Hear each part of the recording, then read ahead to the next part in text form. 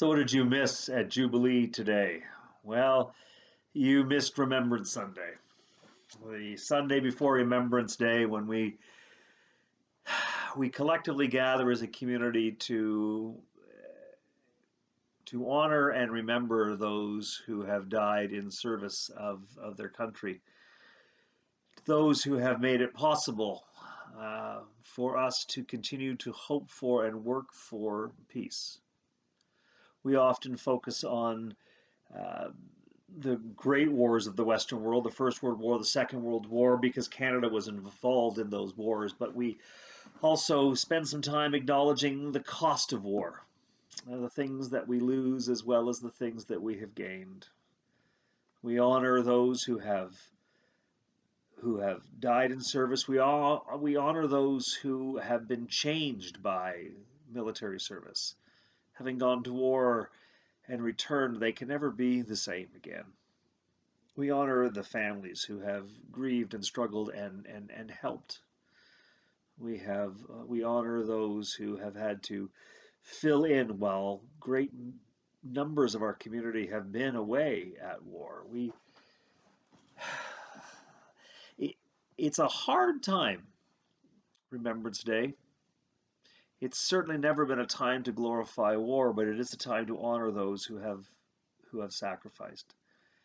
It's easy to fall into sentimentality and to celebrate a victory when indeed what we acknowledge is the loss that we all experience in war.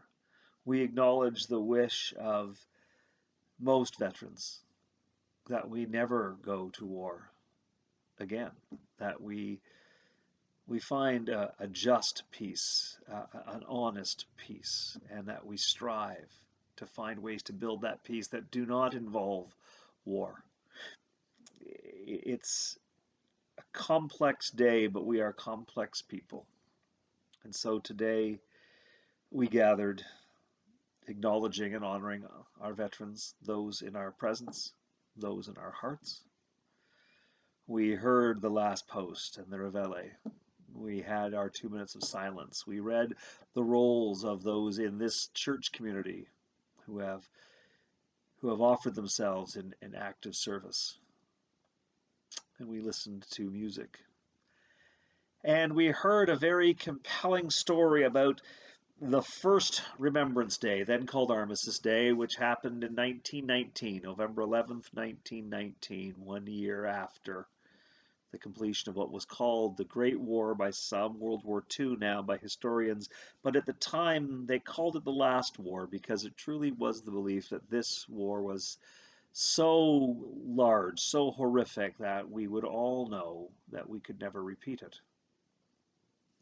Sadly, we still have war. But we heard that story. We heard of the 2 minutes silence and how it came to be and the effect that it had on people. How the Western world, anyway, just stopped for 2 minutes and listened to the silence and remembered. We did that today. We embraced each other as a community today, and we loved those who have come before. We committed ourselves to those who have yet to be here, those who are coming, the future that we're building. And we all prayed and committed ourselves to peace. That's what you missed at Jubilee today. And I assure you, we missed you.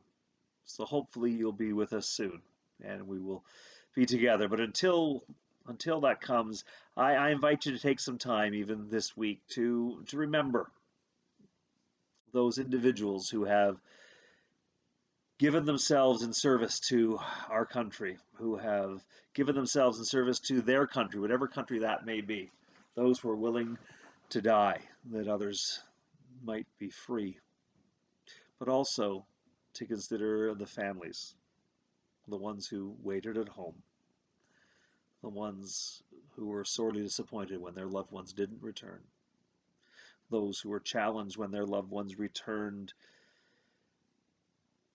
with great need for support.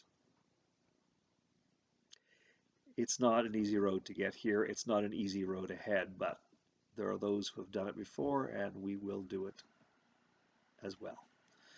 So until we get to see you again, God bless. We miss you.